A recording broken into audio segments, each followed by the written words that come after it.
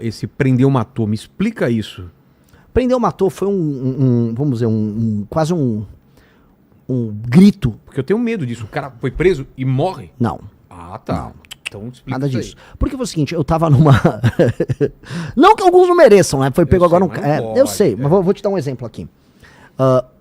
Eu tava numa live, lembra que morreu ali no Parque do Povo, aqui em São Paulo, um ciclista? Sim. Ele entregou o celular pra um bandido. Depois ele entregar, o cara, sangue frio, acho que eu vou matar aquele cara. Pum, pum, pum.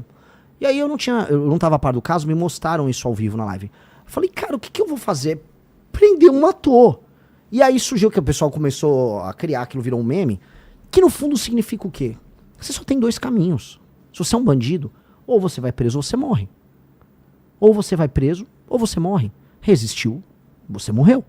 Se entregou, você tá preso. E por muito tempo.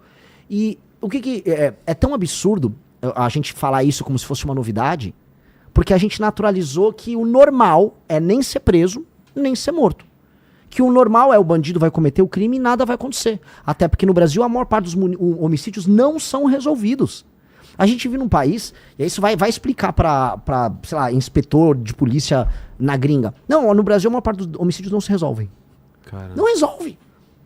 Isso é um absurdo. Não resolve. Então assim, a gente acha que a vida humana aqui no Brasil não vale nada. Que morreu. O cara lá matou lá da facção. É mais um caso aí, e aí o aparato de investigação é lento, o inquérito policial no Brasil tem vários problemas. Você tem um problema entre a polícia civil e a polícia militar. Muito policial militar reclama pra mim, eu levo lá pra delegacia de polícia o vagabundo e eu tomo chá de cadeira. Aí o policial militar fica tomando chá de cadeira, às vezes o vagabundo vai embora. Enquanto ele tem que fazer ocorrência lá com a polícia civil. Tem muita coisa muito mal feita na forma como o Estado brasileiro conduz o sistema. O nosso Código Penal é dos anos 40. Não existia a ideia de facção criminosa nos anos 40. Não existia. Então o nosso Código Penal é feito para outro mundo. É um outro mundo. A ideia de uma facção criminosa que vai fazer ocupação territorial para distribuir serviços que o Estado ou empresas que são concessões provém, tipo Gatunete, como gás, não existia nos anos 40. Então a nossa legislação é velha. E ela também não responde a hoje, vamos dizer, facções criminosas fortemente armadas, que fazem, por exemplo, exportação de droga. Boa parte do faturamento do PCC, ele não é sobre, vamos dizer, você vender a droga aqui. É sobre você pegar uma droga que vem da Bolívia, ela passa pelo Mato Grosso do Sul, ela passa por São Paulo, e ela é enviada para a Europa pelo Porto Santos. Ninguém nem precisou consumir aquela cocaína aqui. Mas o PCC ganhou por conseguir colocar em território europeu, ou na África, ou nos Estados Unidos, droga. E aí ele ganha muito. E aí esse dinheiro é reinvestido aqui. Por isso que o PCC tem toda uma operação gigantesca de lavagem de dinheiro. Posto de gasolina, contrabando. Posto de gasolina, contrabando. Cara, empresas de hedge fund, né? Putz. Eles estão no mercado financeiro. Bet. Eles montaram funk. MC Rian foi preso. Lavagem de dinheiro usando show. Ou seja, todo um aparato multibilionário de lavagem de um dinheiro que, dentre outras coisas, vem da exportação da droga. Por que isso não para o Brasil, cara? Por que a gente não faz alguma coisa para não virar um narco-estado? Por que, tipo, não vai dar em nada isso, daqui a pouco o pessoal esquece? Pelo mesmo motivo que as pessoas não ligam para não ter saneamento básico no Maranhão. Todo mundo naturalizou. Nós naturalizamos o absurdo. E a gente só percebe que é absurdo quando a gente pega um avião e vai para outro país e fala, nossa, a vida não precisa ser assim. Só que quantos brasileiros têm dinheiro para ir para outro país e ter esse choque? Andar de madrugada sem nenhuma preocupação de ser nenhuma. assaltado. E assim, uma dica pra galera que é brasileira. Se for pra Buenos Aires, se for pra outros países do terceiro mundo, se for pra Lima, no Peru, é melhor. Já sente diferença. Entendeu? Então assim, a vida não precisa ser assim. Só que as pessoas não entendem. As pessoas, infelizmente, naturalizam. E mais, você vai naturalizar quando até a mídia, quando até seus professores na faculdade, quando todo mundo fala pra você que é pra você naturalizar. Que é pra aceitar que a favela é parte de você, que você é um favelado também, que a tua cultura tem que ter o funk, que tem que ter lá a Bruna Marquezine rebolando com o cara, que é aquele bando de gringo, filha da mãe, canalha, vagabundo, que vai lá na favela, não sei se é uma Rocinha no Rio de Janeiro, aí entra aquela música, boa noite, povo, aí vem um drone, aí mostra o drone indo embora, nossa, estou numa favela. Eles vêm fazer esse turismo da pobreza com a gente, e a gente aceita porque a gente acha que isso é ser Brasil. Aqui é Brasil. Não, cara, nenhum lugar sério permite isso. Nenhum lugar sério aceita isso na própria identidade. Só que a gente é forçado a acreditar. A favela venceu. A favela venceu. A favela nunca venceu. A favela nunca venceu. Aquelas pessoas precisam se tornar cidadãos. Elas precisam ser donos do título de propriedade. Elas precisam ter rua arborizada. A criancinha tem que ir na escola tranquila, que não vai ser assaltada, que não vai ver um canalha de uma gangue, como pegaram agora, que estuprou meninos de 7 e 10 anos. Que quando chegar na escola não vai ter um cara vendendo droga na porta da escola, que quando ele vai ter aula, o professor vai ter autoridade pra mandar calar a boca o aluno que não tá se comportando direito, porque os professores não estão aguentando mais, que a escola vai premiar os alunos que tiverem o melhor desempenho, as famílias vão ser premiadas, que esse aluno depois vai poder voltar pra casa dele, numa boa, tranquilo, e encontrar a mãe dele que vai ter um emprego, o pai dele, e que essas pessoas vão ter pego um bom transporte pra ir e voltar. Essa é a imaginação de um Brasil decente na favela. Isso é fazer a favela vencer. A favela vencer, a favela deixar de ser favela. A partir do momento que a favela deixou de ser favela, a favela venceu. Ela virou outra coisa, uma lagarta que virou uma borboleta. Ela virou outra coisa. A favela só vence se ela não for favela. Não existe vitória num lugar em que as pessoas, em 2026, pegam tuberculose, porque elas vivem em becos, e aí a umidade é muito alta, e aí elas desenvolvem, e aí tem mofo e tal, e elas ficam com tuberculose, cara. 2026. Isso não é vitória. Pois é. Então não dá pra acreditar em nada disso. Assim, só que nós precisamos, assim, de um presidente, aí eu falo por quê da minha pré-candidatura, de um presidente que aponte, assim, isso tá tudo errado, e não aponte como meme. Eu entendo que as pessoas talvez imaginavam que o Bolsonaro fosse fazer isso. Outras pessoas no passado, quando era criança, imaginavam, o Enéas era isso. Eu lembro que eu fiz meu pai votar no Enéas. Porque você imaginava que alguém vai botar ordem na coisa. Só que não adiantou. As pessoas na época não acreditaram no Enéas, e o Bolsonaro, as pessoas acreditaram demais. E ele dava todos os sinais que ele próprio tinha essa mentalidade da favela que eu tô falando aqui. A mentalidade da leniência com o errado. Porque ele próprio errava muito na vida pessoal dele, na vida profissional, na vida política dele, os filhos dele também, e as pessoas foram aceitando. Pois bem, tem que chegar alguém que vai ser presidente da República e vai explicar, esta cultura tem que deixar de existir. Se a gente quiser ser um país sério. Se você quiser, você mora num lugar muito humilde no interior do Maranhão, no interior do Piauí, entenda, não existe essa lógica que você vai receber um emprego da prefeitura só pra receber, pra trabalhar e apoiar o prefeito. Entendeu? Você que é uma pessoa de 25 a 30 anos, não existe essa ideia de que você vai receber Bolsa Família sempre. Porque uma hora vai acabar o dinheiro do cara, sei lá, do Paraná, que é motoboy e que tá trabalhando. Não dá. Alguém vai ter que falar que este tipo de Brasil não dá pra existir. A gente vai ter que mudar. Isso se o Brasil quiser existir. Porque não vai dar pra ficar por muito tempo tendo um país em que o motoboy aqui em São Paulo, que tá assistindo a gente, que tá ralando, ele vai ter que pagar um valor absurdo pra comprar um celular, que pode ser roubado no outro dia no meio da rua, e boa parte dos impostos estão sendo pra pagar, estão indo pra pagar um show do Wesley Safadão, numa cidade como Cochichola, de 1.800 habitantes, 1.800 habitantes no interior da Paraíba, que pagou 1,3 milhões pro Safadão fazer um show. Isso é um pacto que não tá fazendo sentido. Faz sentido pro Safadão, que disse que não tem problema nenhum. Se alguém chamar ele pra fazer um show, ele faz um show numa cidade que não tem nenhuma capacidade de se autossustentar. Agora não faz sentido, sei lá, pro Wesley, que é motoqueiro, que tá ralando, e pra ele não existe 6 por 1, pra ele é 7 por 0, fazendo a grana dele e pagando imposto absurdo pra comer. Não tá dando. Eu tô do lado do Wesley, não Safadão, eu tô do lado do Wesley motoqueiro.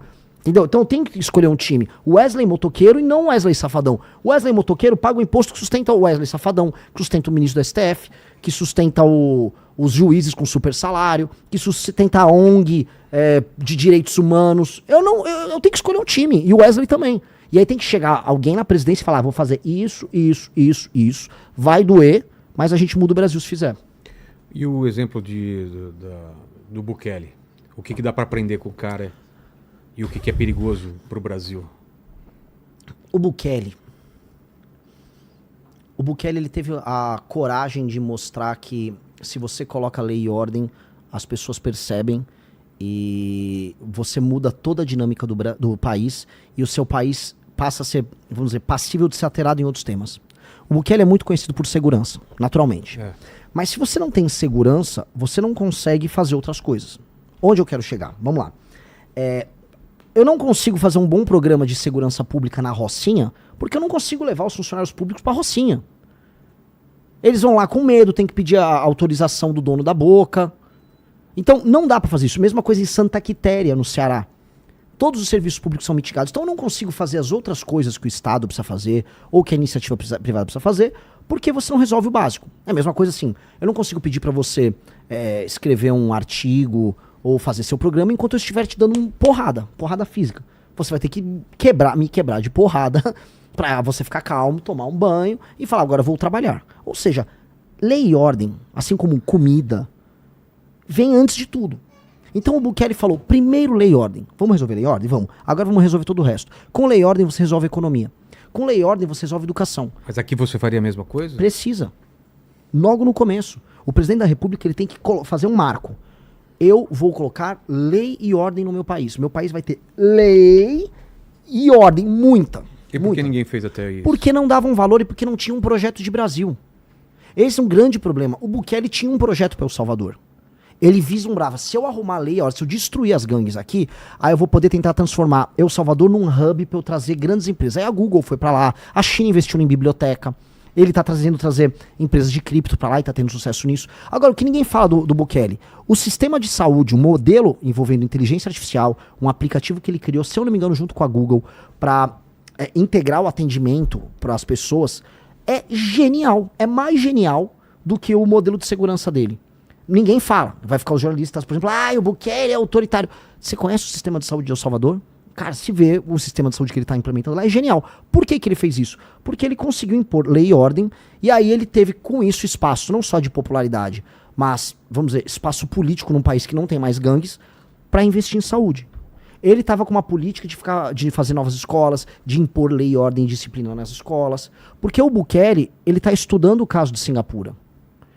O ídolo do Bukele, no fundo, é o Lee Kuan, lá de Singapura. E agora que eu citei o Lee Kuan, pode anotar que os outros presidenciáveis vão tudo me copiar, né? Que eles adoram copiar. Não, agora é pra falar de Singapura, eu vou falar do Lee Kuan. Lee Kuan, o modelo do... Você tá mandando indireta pra alguém? Pô, nem é pra alguém, porque o Zema gosta de falar até nos termos. O Flávio copiou um slogan meu. Eu falava, Nordeste é solução. Porque eu falo, se a gente resolve... Você viu o que eu expliquei das prefeituras, toda a construção que eu fiz? O que eu explico é, se você muda o modelo de governança nos municípios e nos estados do Nordeste e gera atividade econômica, o Nordeste para de exportar pessoas humildes para viver de maneira indigna em outros estados, você melhora a qualidade da representação política, todos os estados começam a contribuir com a federação de maneira equilibrada.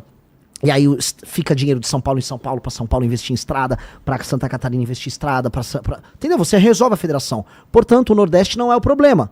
O Nordeste é a solução. Essa é a minha tese. Pô, tem artigos, tem tudo. A gente construiu livros sobre isso. O Flávio vai lá e como ele acha que, eu vou pegar votos no Nordeste, então o Nordeste é a solução. Vai pastar. E o Zema, até minhas declarações, desde a ideia do direito penal do inimigo, quando falam de transformar o crime organizado em equilibrar, qualificar ele como grupo terrorista, que é a implementação do direito penal do inimigo. Até as minhas falas diretas, quando eu falo assim, marmanjo de 25 anos que tá recebendo Bolsa Família vai ter que trabalhar. O cara copia ipsis literis. Tem problema? Eu não acho problema. Eu acho que nem acho que é o Zema que copia, acho que ele tem uma equipe lá.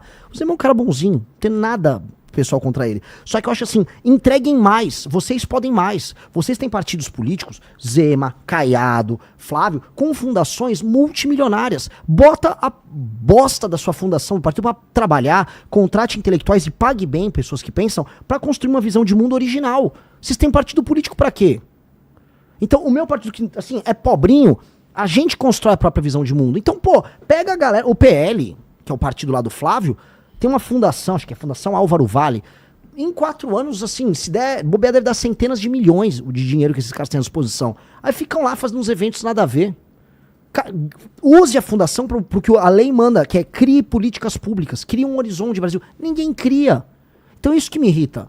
Porque eles têm oportunidade. Se quer copiar, se quer acha que o discurso funciona, copia, a gente já tá pautando, fico feliz. Só que, e o teu partido, não tem ninguém? Construa um horizonte Brasil. Isso me irrita. Porque, assim, a gente tem que aqui assoviar e chupar cana. A gente não tem dinheiro, a gente tem que rodar o Brasil de carro. A gente não roda o Brasil de jatinho. A gente roda o Brasil de carro. A gente tem que trabalhar com militância. Tem que construir as pré-candidaturas sem grana. Os caras já têm uma estrutura. Então, use a estrutura pra fazer algo inspirador. Porque se for bom, vamos supor, se o Flávio Bolsonaro, que não vai vir nada de lá, Mas se o Flávio Bolsonaro vier com algo inspirador, algo que é uma boa proposta, não, tá aqui. Pô, eu defendo também. Não tem problema nenhum. Ideia boa tem que ser copiada. O ruim é copiar a ideia ruim. Agora, venham com as ideias, venham com os conceitos.